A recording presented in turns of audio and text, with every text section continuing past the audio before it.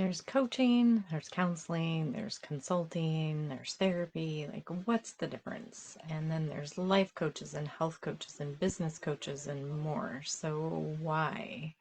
And then, what does it mean? And more importantly, what does it look like to coach with me? I am Cove Johnson, and I work with women who have been impacted by childhood emotional neglect, and that has made them feel like they're a mess, and they're pretty sure they're messing up their kids. And I want to help you with that. And if you've listened to my stories, you can go back and listen to them for the lives for December, talking about my story and why this matters to me. Um, and the piece of my story I want to share today is why I do what I do, why I do it the way that I do it. Um, so some background first. Coaching, counseling, consulting, like what is the difference in all these things? So coaching deals with goals and where you want to go in the future. And sometimes there's some stuff in our past we need to deal with to get where we want to go in the future. Um, Counseling is and coaching is not a licensed profession in the United States. So anybody can call themselves a coach. There's no standard like for counseling. I don't know if you can counsel with a 4-year degree or if you have to have at least a master's. Because it's a regulated profession. And so there's requirements that someone has to meet to say they're a counselor. With coaching, that is not true. I do have coaching training, but there's not a standardized, like accredited system like there is for universities. And coaching is a skill set. Um, and then everybody kind of puts their unique spin on that. Um, and so counseling is a licensed profession, it's regulated, and they deal with like trying to frame the past and trying to um I don't know, like it's to help you move forward in a healthier way too, but it's just a different focus, I guess, on looking at the past. And then consulting is expert advice. So anybody, kind of like anybody can be a coach, anybody can be a consultant in an area that they have an expertise in. So um, all those different things just kind of bring some clarity. And so when you're looking at coaching, it is unregulated. So you don't really know what you're getting unless you get to know your coach, which is part of why I do these lives so you can get to know me. I always do what I call a mutual interview call first because I need to interview someone who's going to work with me to make sure that I feel like we're a good connection and to make sure that I feel I can help you with what you want to help on. But I also want you to have the opportunity to interview me and make sure I'm somebody you want to work with and make sure that any of those nagging questions about, well, how do you handle faith? And what do you think about this? And how are you going to respond to this event in my life or to this belief set that I have?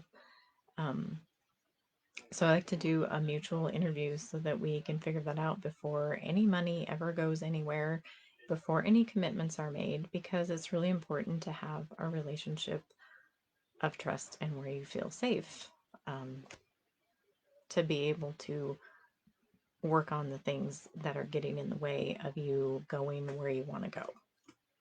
So that's one thing that I do in my coaching and what that looks like. Um, like first step can be that call. First step can be sending me an email or leaving questions in the Facebook group, um, so that I can help you get to know me and help you understand what I do and whether it'd be helpful for you to work with me or not. And so if you have a hard time connecting with your emotions, if you want to know how to better handle your emotions, particularly if your kids are triggering you or just life is triggering you, And then if you know that your kids are meant to change the world, you know that they have an impact to make. And by change the world, I don't mean like they're going to be president of the United States. It's just a knowing in your spirit that they have something big to do. And that could be a big impact on one person, but it could be a big ministry or business or influence in a larger scale. But you just know that, and you know that to do that, they need skills you don't currently have. Because that was me as a mom. Like, I know I don't have what my kids need to be who God made them to be. So I need to learn, I need to grow. So if that's where you're at, then I'm your coach and would love to talk to you and answer your questions. And a little bit more about what coaching with me looks like. And you might have heard me go through this before, but I'm going to go through it again. The golden scars. So in Japan, they have a tradition of mending valuable, probably not pottery, china, porcelain. If it broke, mending it with gold so that the cracks stand out and they show, and it adds to the beauty and the uniqueness of the piece rather than trying to conceal the fact that it was ever broken.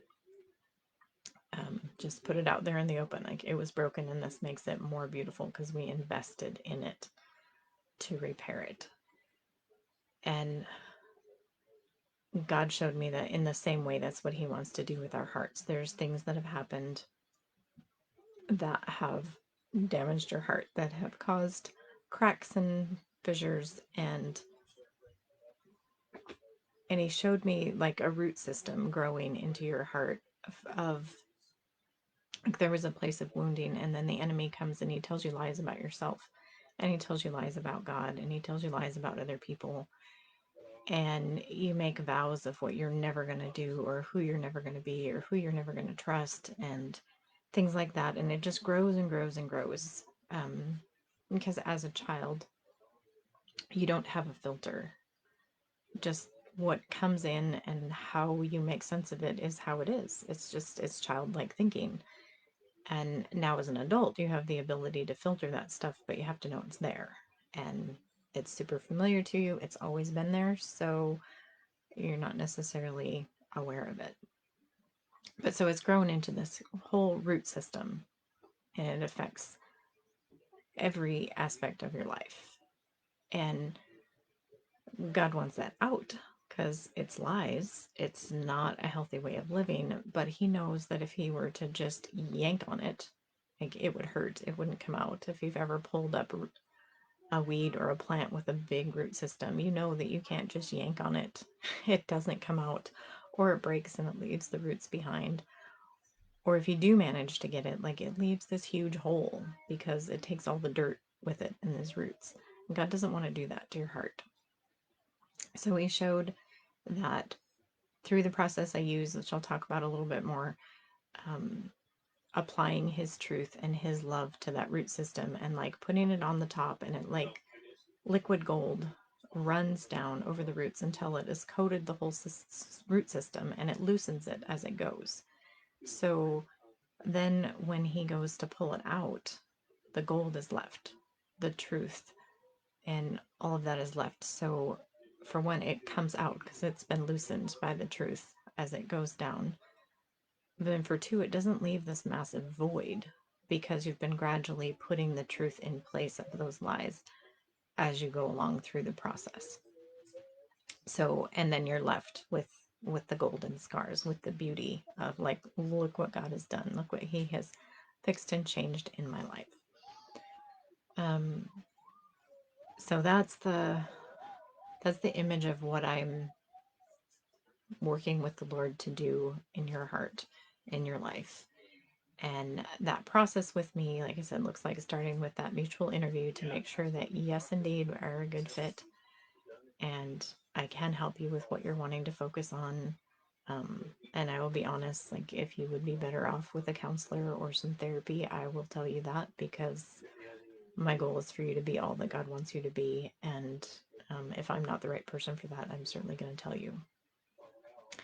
And then if we do decide to work together, we decide the details of what that looks like. And then I always start you with learning how God uniquely communicates with you. And I have a course that you can go through for that. And just to build that foundation, because as I walk you through your coaching, that's going to be a powerful key to reaching your goal of living wholehearted, of having your emotions serve you instead of control you. And the way that that journey has happened for me is through hearing God's voice and being able to get that truth, to work on loosening those lies. And so I walk you through learning those tools to be able to bring God and his truth and his love into those painful places in your past. And then also work on, so there's the healing side, and then there's the now how do I walk this out side. And so that side is practical steps and skills for what do I do with these emotions? How do I handle this situation? I can't handle it like I did before because that's not okay. It's not healthy. That's not who I am. But I don't exactly know what to do instead. And so have those steps, those tools, those skills that you can learn. And if you're a mom and you don't want to mess up your kids like you feel you're messed up, they're tools that are all taught in a way that you can use them with your kids right away. Because I learned them all as I was parenting. So I had to be able to use it with my kids, or it was too complicated. I had to keep working on it. So hopefully that gives you an idea of what it's like to coach with me. I would love to know if you have specific questions, concerns. If you're like, I think maybe I need some coaching. Ask me some questions. Reach out. There's no obligation to just finding out what kind of help you might need. And my goal was to kind of have the group transitioned by now, and that hasn't happened. But I feel like the Lord is really calling me to focus on this emotional health piece, and specifically with childhood emotional neglect. But if you recognize yourself in what I'm talking about, whether you resonate with childhood emotional neglect or not, like it will be helpful. And so I'll probably be posting more questions this week, just getting feedback on whether you feel like the new direction fits with you or not, and like you are blessed to go if it doesn't fit. I still want to keep a monthly focus. I still want to keep us growing in Jesus and relying on him for the transformations, but focusing more specifically on how do our emotions come into our faith? How does that impact our relationship with ourselves and with God? Because emotions are part of relationship, and for the most part, we haven't been taught that. So that'll be kind of shift of the group, and at this point, still planning to do lives every week, and want to get some, I don't know, like Q&As or ask me anything calls or something on the calendar, maybe just once a month, to be able to talk in person. And yeah, I don't know, still dreaming with the Lord of what this group could look like, and would love feedback if you have ideas of like, oh, I think this would be really cool, or I think this is really needed, and I can consider that and see what I can do. And yeah, I want it to be a place that you feel fed and nurtured, and that you want to invite other women in to be part of the supportive community, the prayer and encouragement. And so would love to know what that could look like for you, and just want to bless you as we move into a new year, and I'm sure it feels different than any other new year ever because there's so much talk of I want to leave 2020 behind, and we don't get to. Like, all of the stuff of 2020 comes with us. So it just makes having these tools of how to deal with your emotions and how to be able to show up in relationships and show up for yourself so much more important, because this stuff isn't just going away. Like, I really wish it would have a long time ago. Um, but the good news, the always good news, is that God is already in 2021, and we can never go anywhere that He's not. So it might not look like we want it to, but it still can be worked out for our good and His glory. So I just bless you and remind you that your healing heals generations.